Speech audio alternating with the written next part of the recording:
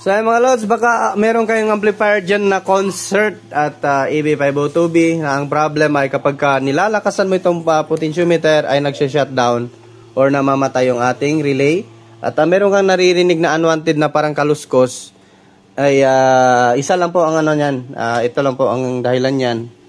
Itong mga potentiometer, ayan, palitan mo lahat yung dito sa kanyang tong control. So yan lang yung minsan na problem kung bakit nagsha-shutdown yung isang amplifier. So at saka mayroong parang kumakaluskos ganyan kahit nakapatay yung volume. Ito yan minsan. So ayan, yan lang mga lods. Tumutunog na ito.